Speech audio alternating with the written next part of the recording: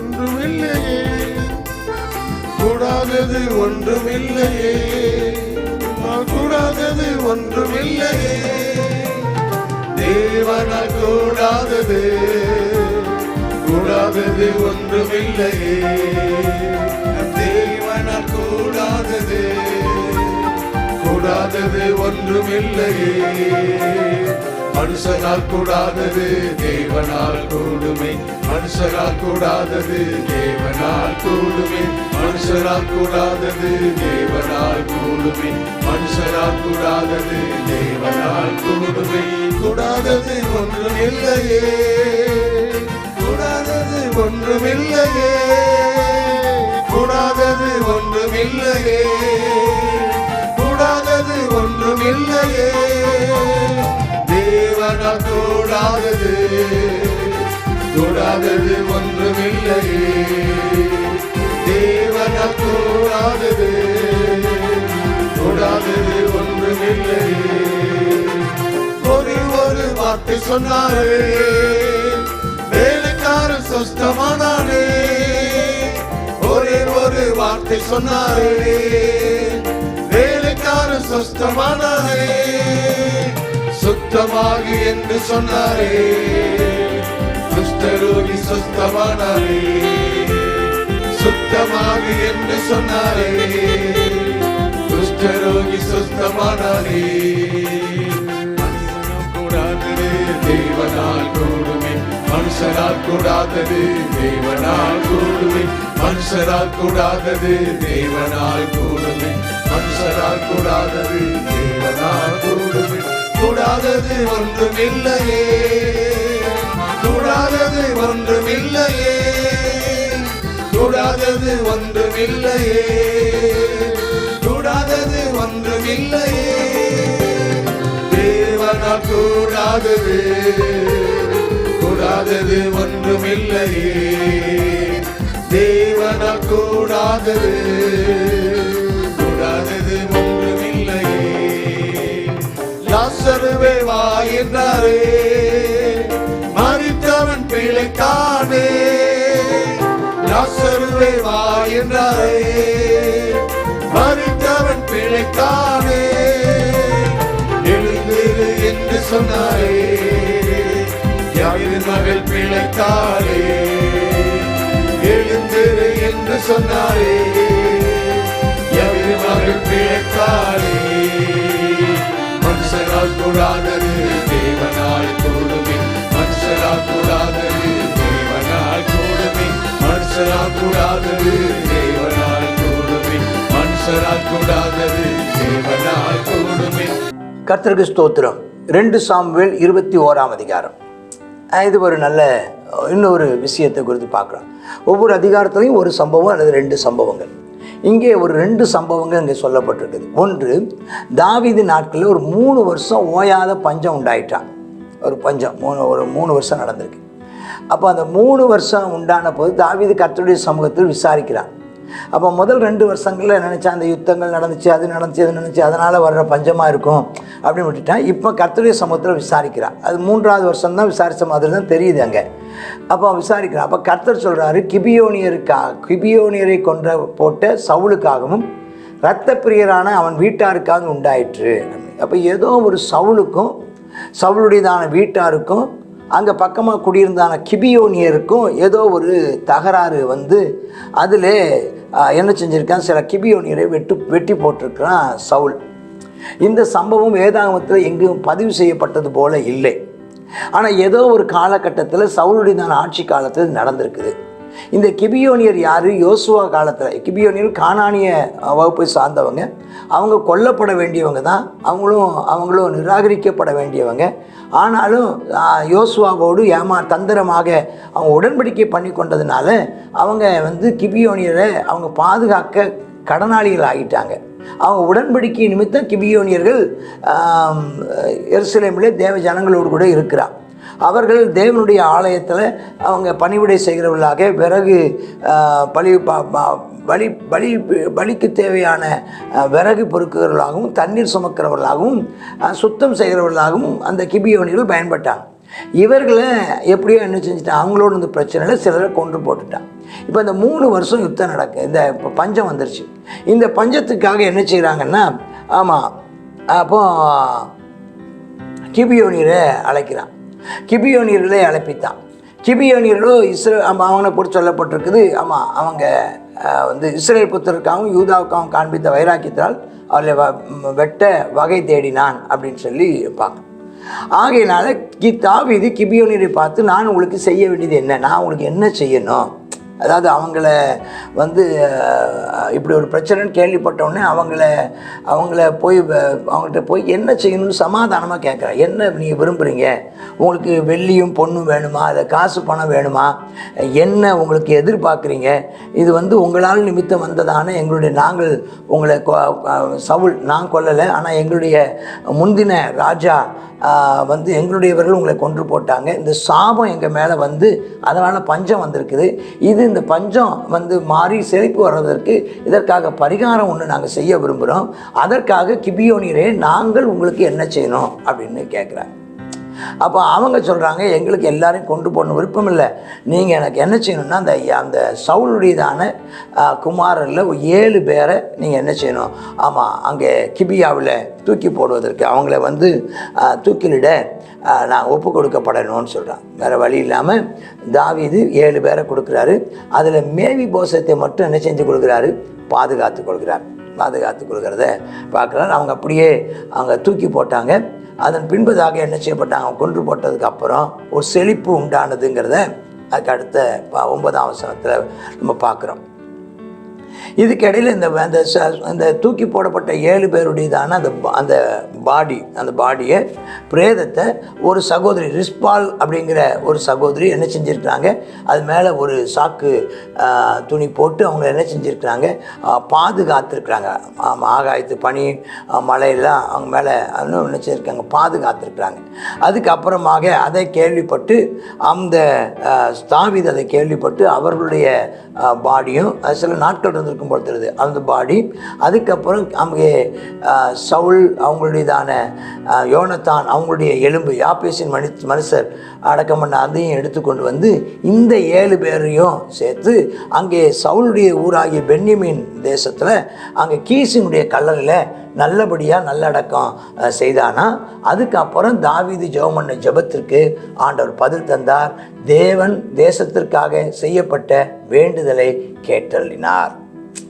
அப்போ ராஜா இப்போ இருந்து என்ன தெரிஞ்சுக்கிறேன்னா, சில நேரங்களில் சில பிரச்சனைகளுக்கு காரணம் நமக்கு முந்தின நாட்களில் நாமோ அல்லது நம்முடையவர்களோ செய்ததான சில பாவங்கள், சில உடன்படிக்கையின் துரோகங்கள் நிமித்தம் சில பாடுகள் நமக்கு வரும்.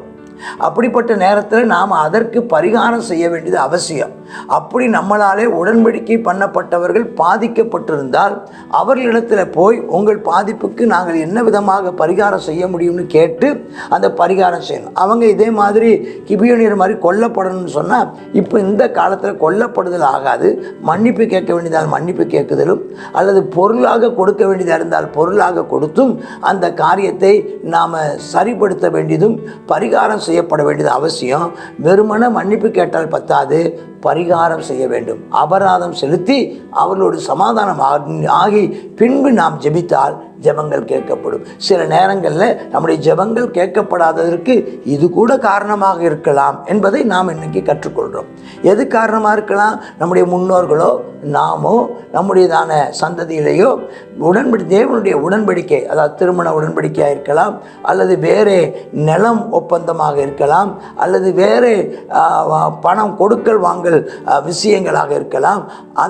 அந்த விஷயங்களில் நாம் உடன்படிக்கையை மீறி இருந்திருப்போமே ஆனால் அந்த உடன்படிக்கையை மீறி இருந்த குற்றத்துக்காக பரிகாரம் செய்யப்படும்போது வரலாம். ஒருவேளை பொருத்தனை செய்து பொருத்தனையை நிறைவேற்றாமல் இருந்திருக்கலாம், அல்லது நாம் செய்ய வேண்டியதை செய்யாமல் போயிருந்திருக்கலாம், அல்லது செய்யக்கூடாததை செய்து விட்டிருந்திருக்கலாம், அல்லது செய்வேன்னு சொன்னதை நாம் செய்திருக்கலாம், செய்ய மாட்டேன் என்று சொன்னதை ஆமென் ஸ்தோத்திரம் நாம் செய்ய மாட்டேன்னு சொன்னதை செஞ்சிருக்கலாம், செய்வேன்னு சொன்னதை செய்யாமல் போயிருந்திருக்கலாம். இவைகள் எல்லாவற்றுக்கும் பரிகாரம் செய்யப்படும் போது தான் தேவன் வேண்டுதலை கேட்பார். வெறுமன வாயில் மன்னிப்புன்னு கேட்டால் மட்டும் பத்தாது, பரிகாரம் செய்யப்பட வேண்டும் அப்படிங்கிற விஷயத்தை பார்க்கணும். அடுத்து 15வது வசனத்தில் இருந்து பின்பதாக 20வது 22வது வசனம் வரைக்கும் அங்கே பெலிஸ்தருடையதான தேசத்தோடு நடந்த 4 யுத்தங்களை பற்றி பார்க்குறோம். 4 யுத்தங்கள். அதில் 15ஆம் வசனத்தில் பார்க்குறோம், யுத்தம் பண்ணாங்களாம். அப்போ தாவீது ரொம்ப விடாய்த்து போனானா. அப்போ தாவீதை பாதுகாப்பதற்காக என்ன செய்தானா, ஒருத்தர் இஸ்பிபேனோப் அப்படின்னு சொல்கிற ஒருத்தர், அவன் அந்த ராட்சதர் புத்திர ஒருவனை என்பவர், அதாவது அந்த மனுஷன் 16 வருஷத்தில் தாவீது விடாய்த்து போன போது இஸ்பிபேனோப்புங்கிறதான ஒரு ராட்சத புத்திரன் ஒருத்தர் தாவீதை வெட்டணும்னு இருந்திருக்கிறான். அப்போந்தான் அந்த செரியாவின் குமாரனாகிய அபிஷா என்ன செஞ்சிருக்கிறான், அந்த பெலிஸ்தனை வெட்டி போட்டு தாவி யுத்தத்துக்கு இஸ்ரவேல் விளக்கு அணைந்து போகாதபடிக்கு இன்னுமே தாவீது யுத்தத்துக்கு புறப்பட வேண்டாம்னு ஆணையிட்டு சொன்னான். ஏன்னா அதனால தான் இன்னைக்கு வரைக்கும் தலைவர்களாக இருக்கிறவங்க நேரடியாக யுத்தத்துக்குள்ளே இறங்குவதில்லை. அவர்கள் சற்று பாதுகாப்பான இடத்துல இருந்து கொண்டு அவங்க வழி நடத்துகின்றதை நம்ம பார்க்குறோம். அது எதற்காக என்றால், தலைவன் வெட்டப்படுவானால் அதற்கப்புறம் மந்தையை மேய்ப்பதற்கு ஆள் இருக்க, மந்தை சிதறி போயிடும். அதனால் தலைவர்கள் பாதுகாக்கப்பட வேண்டும் என்பதை பார்க்குறோம். அதே மாதிரி எதிரிகளும் சத்துருக்களும் தலைவன் மேலே தான் கண்ணு வைக்கிறாங்களே தவிர தலைவனையும் தலைவனுடைய குடும்பத்தையும் தான் தாக்கணும்னு விரும்புகிறான். இதை நம்ம புரிஞ்சிக்க வேண்டிய விஷயம். அவன் எதிரிகள் யாரை தாக்கணும்னு இருக்கிறாங்கன்னா, விசுவாசிகளை அல்ல, அந்த போதகரை, அதில் தலைமை போதகராக இருந்து அந்த சபையை செம்மையாய் வழிநடத்தி கொண்டு வருகிறவருடைய குடும்பத்தையும் அவரையும் தாக்குவதற்கு அவன் பல பிரயாசப்படுகிறான். ஏனால் அவர்களை தாக்கி அழித்து விட்டால் முழு சபையும் ஸ்தோத்திரம் அது சிதறி போகுங்கிறத அறிந்து அப்படி செய்கிறான். நம்முடைய கடமை, நம்முடையதான அப்படிப்பட்ட தலைவர்களாக இருக்கிற தலைமை போதவர்களுக்காக ஜெபிப்பதும், அவர்களுக்காக பாதுகாப்புக்காக ஆண்டவருடைய சமூகத்தில் மன்றாடுவதும், அவருடைய குடும்பத்துக்காக நம்ம ஜெபிக்க வேண்டும். அவருடைய ஆவி, அவருடைய ஆத்மா, அவருடைய சரீரம் சமாதானமாக இருக்க நாம் ஜெபிக்க கடனாளிகளாக இருக்கிறோம். சரி, அப்போ அந்த அபிஷா என்கிறவன் இஸ்பிபேனோப் அப்படிங்கிற ஒரு ராட்சதனை கொண்டுட்டான். அதே மாதிரி இன்னொருத்தன் வந்தான். அப்போ ஊசாத்தியான சிபேக்காய் ராட்சத சந்தையான சாப்பை விட்ட சிபேக்காய்ங்கிறவன் அந்த சாப்புங்கிறவனை வெட்டி போட்டான். அவன் ஒரு ராட்சதன். அப்புறம் 19வது வசனத்தில் நம்ம பார்க்குறோம், எல்கானான் அப்படிங்கிற ஒரு பெத்லகேமியன் காத்தூரானாகிய கோலியாத்தின் சகோதரனை வெட்டி போட்டான். அப்புறம் இப்போ 20வது வசனத்தில் இன்னொரு யுத்தம் காத்து ஊரில் நடக்குது. நெட்டையான ஒரு மனுஷன் இருந்தானா, அவன் கையில் அவ்வாறு விரல்கள் வீதம் 24 விரல் இருந்துச்சான். அவனும் ராட்சத பரவியாக இருந்தானா, இஸ்ரவேலை நிதித்தானா. தாவீதின் சகோதரன் செமேயாவின் குமாரன் யோனத்தான் அவனை வெட்டிட்டானா.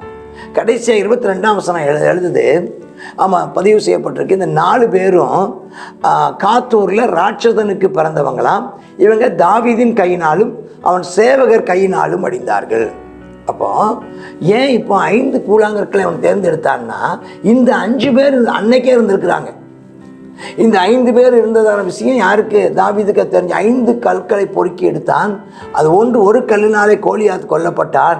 மீதி 4 கற்களும் இன்னைக்கு பின் நாட்களிலே ஸ்தோத்திரம் அது கற்களை பயன்படுத்தவில்லை. ஆனால் 4 ராட்சதர்களும் கொல்லப்படுவதற்கு காரணமாக இருந்ததை நாம் பார்க்குறோம்.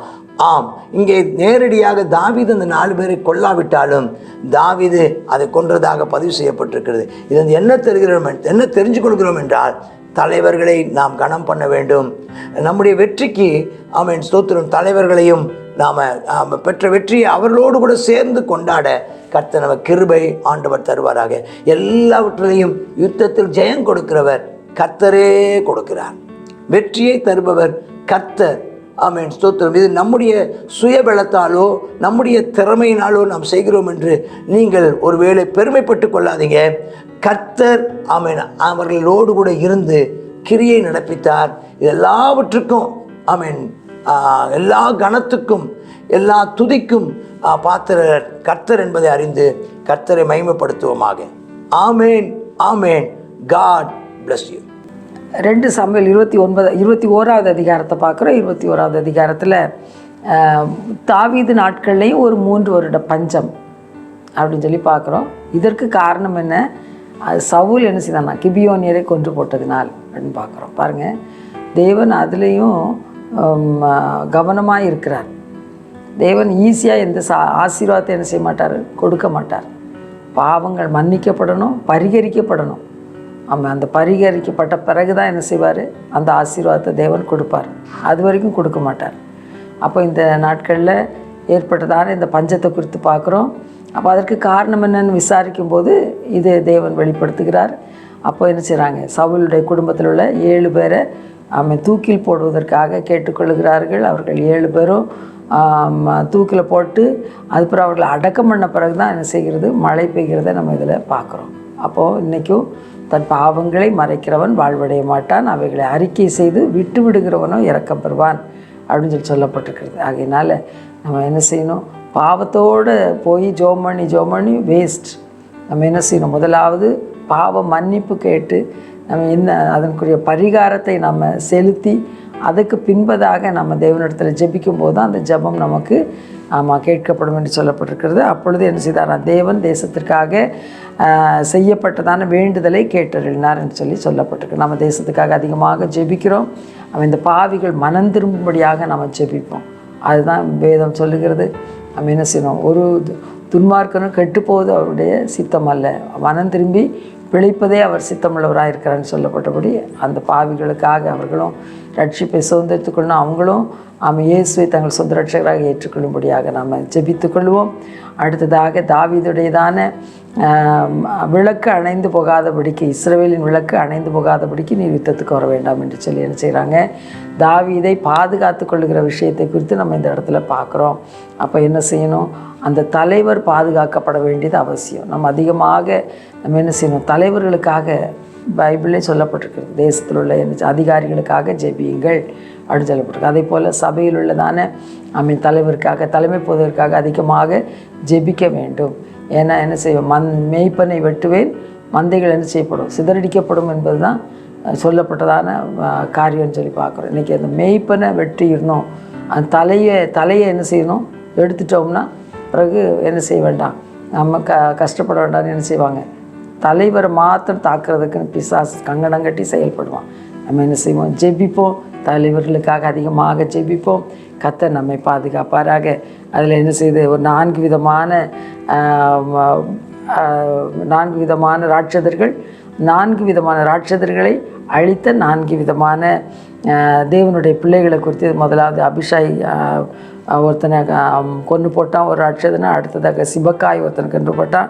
அடுத்ததாக எல்கானான்னு ஒருத்தனை கொன்று போட்டான். அடுத்ததாக யோனத்தான் அப்படின்றதான தேவனுடைய பிள்ளைங்க என்ன செய்தாங்க, இப்படிப்பட்டதான 4 பேரை என்ன செய்தாங்க, ராட்சதர்களை கொன்று போட்டார்கள். இந்த நாட்களில் ஒரு ராட்சதை போல் நம்முடைய சரீரத்திலேயும் நிறைய ராட்சதர்கள் இருக்கிறாங்க. அழித்து போடணும். பாவம் நம்ம என்ன செய்யும், மேற்கொண்டு நம்மை அழிக்கிறதுக்குள்ளார நம்ம என்ன செய்யணும், அவைகளை அழித்து போட வேண்டும். இச்சைகள், அப்படிப்பட்டதான தேவனுக்கு பிரியமில்லாத எல்லா பாவங்களையும் கர்த்தர் நம்மை விட்டு அழித்து போட நாம் என்ன செய்வோம், செயல்படுவோம். கர்த்தர் நம்மை ஆசீர்வதிப்பாராக. நம்ம ஜெபிப்போமா.